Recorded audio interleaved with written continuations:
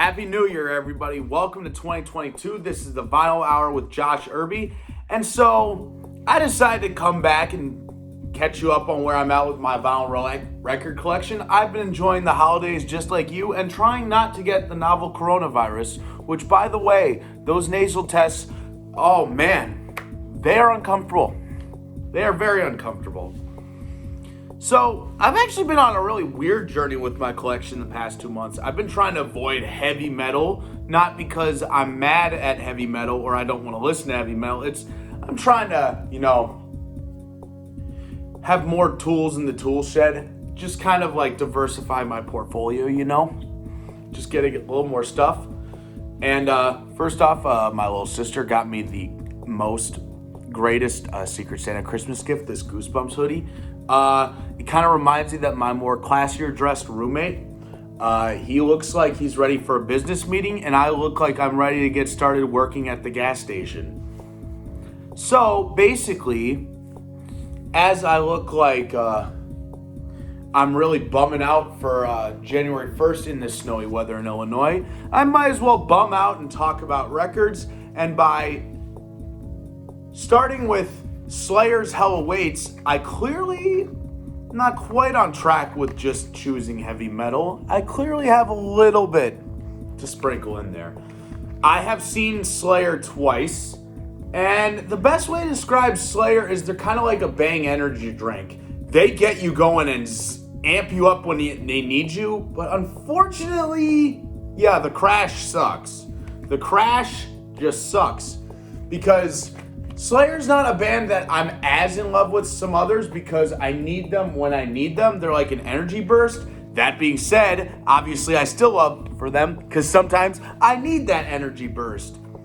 My sleep-deprived ass loves this Slayer album, especially Hell Awaits, the title track notable for saying "join us" backwards at the beginning of the song. Give it a spin. And is the second album by the heavy metal legends who retired a couple years back, Slayer. I saw them on their farewell tour, and they've had countless rumors about whether they might come back and play. My answer is, this is the type of thing that once it's there, it can't come back. So no, they should enjoy their retirement.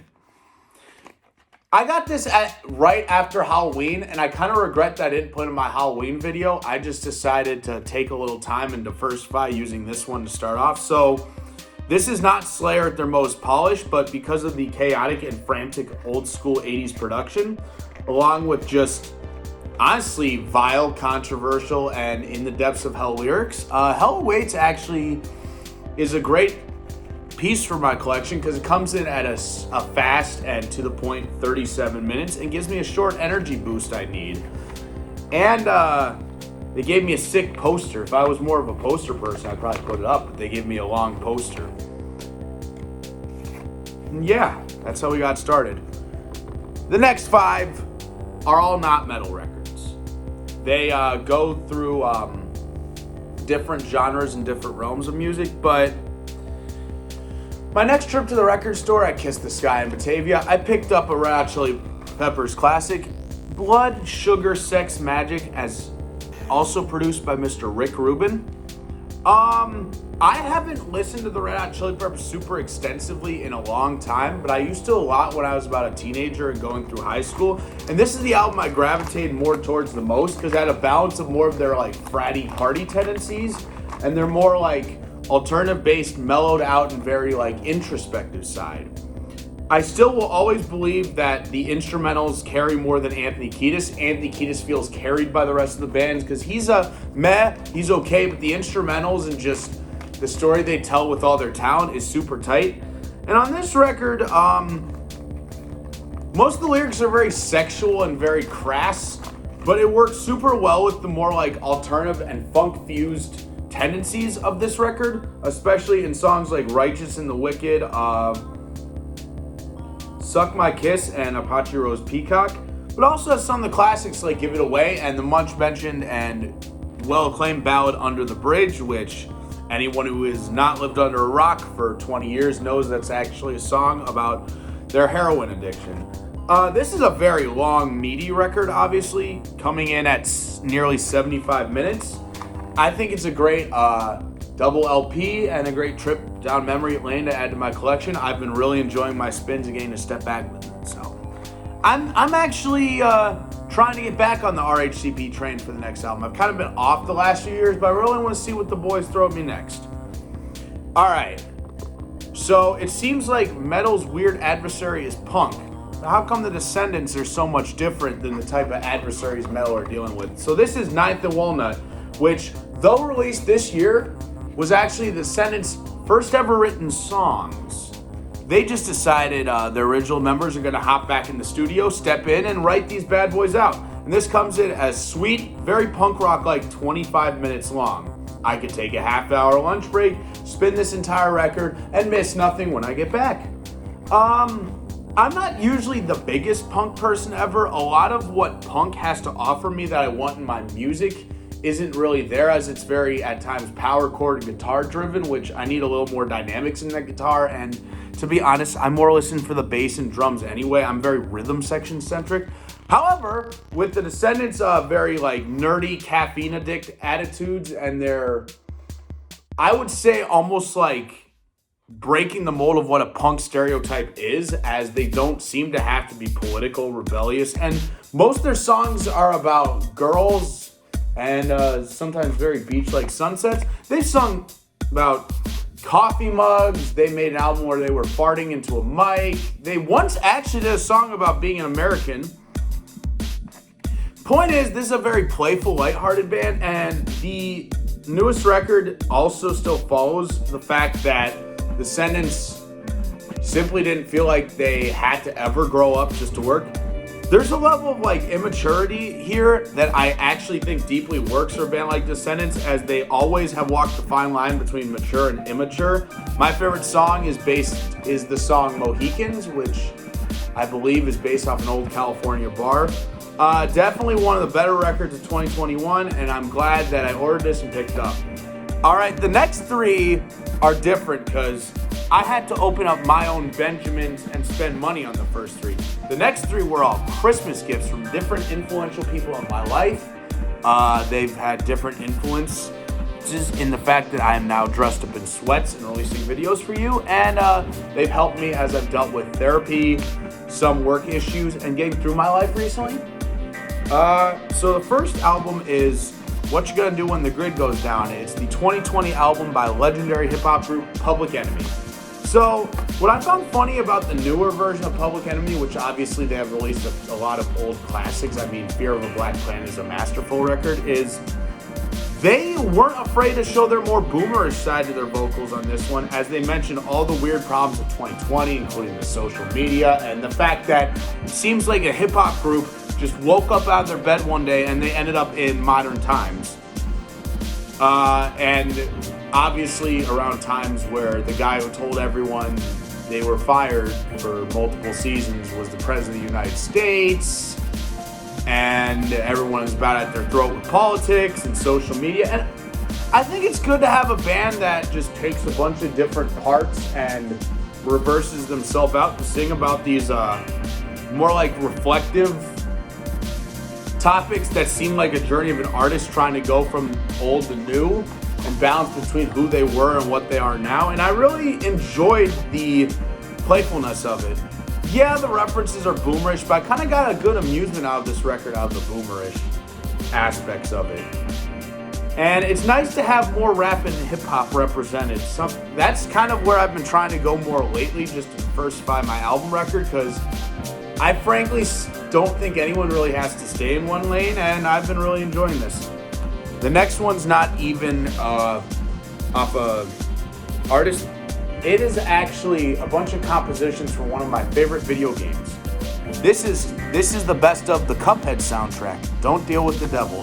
Cuphead is one of my favorite video games. It's basically a series of run and gun platformer, like boss shoot 'em and beat 'em ups, where you fight a bunch of 50s Disney influenced old bosses that are hand-drawn designs as incredible jazz compositions that are this entirety of the soundtrack play over as you fight amazing bosses. You got robots, you got rats, you got merwomans, you got birds, you have a devil, you got a dice man, just play the game. Trust me, it's cheap. It's an indie game, and I think the soundtrack is a huge half of the equation of why I kept going in what amounts to be a very difficult and at times rage-inducing game and a battle of attrition, as you constantly have to keep picking yourself up and learn slowly.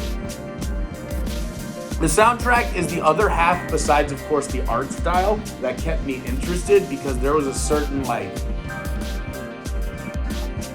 motivational, basically a motivational, type of playing that kind of tapped into my brain power as I'm playing Cuphead, and I think that's part of the feeling soundtracks give you. It's so associative, and you just feel like you're going back to an old friend, so I used to not really understand the art of people who really primarily listen to movie soundtracks as their top of their music portfolio. But after listening to something like this, you know what? I plead the fifth now. I totally, absolutely get it. This was a gift from my mother, which the Public Enemy record, I should say, was a gift from Rob first, my editor-in-chief for the most part. My mom gave me this. She knows I'm a huge fan. I wasn't really surprised by this because this is the first thing I asked for this Christmas and was shipped over from England. I love you, Mom. Thank you. And so glad to enjoy the Cuphead soundtrack and the wonderful art style. I actually just replayed Cuphead, and I know in the past, me and my friend Alex have discussed doing a Cuphead collab, and I'm still interested, especially with the Cuphead Netflix show, the DLC coming out, so maybe I'll spin the tires on that soon enough. Speaking of Alex, he got me a record. This is Slaves, The Hardness of the World. Slave is actually a funk group from Dayton, Ohio. Funk is actually more the name of the game with Alex's music taste. My friend Alex likes stuff like funk, hip-hop, jazz, house music. Just very dance-oriented music, especially influenced by stuff from the 70s, especially soul and gospel. Very African American history based music, a lot of influence from black musicians. And Slaves record is fantastic. It's obviously by far, especially given I'm not really one to crate dig yet, it is by far the most obscure record in my collection. But it absolutely is one collection that has driven discussion me and my friend Alex were having about why people are more nervous about funk. And it's for the reasons I like it. I think funk reminds you of things like sex, lust, and physical intimacy, which for the most part is kind of an essential function of the human body and human anatomy and how we relate to one another with each other. And this type of music and sound basically gives a gateway to those feelings, and especially works with the fact that whereas I feel like guitar sometimes has to drive the music too much, they usually have the bass and drums ride out the rhythm section, or they have a guitar come in with a very unique guitar tone. Just get through it. My favorite song in this record is called Volcano Rupture. It's instrumental bass. It has a very delayed bass riff. And it actually makes me think of the album cover, the very swamp, creaky, mud vibe of the record. And I associate that with the swan on the cover. It's funny because I would say he more so bought a record based on his taste to see what would happen when I listened to it. And he knows that I have listened to Slave in a few songs before. So he gave me this record and made me give it a ride. And I'd say it's a great, outstanding piece for my collection. I just got it and just listened to it to December 31st for the Happy New Year. And now I'm glad it stands in my collection.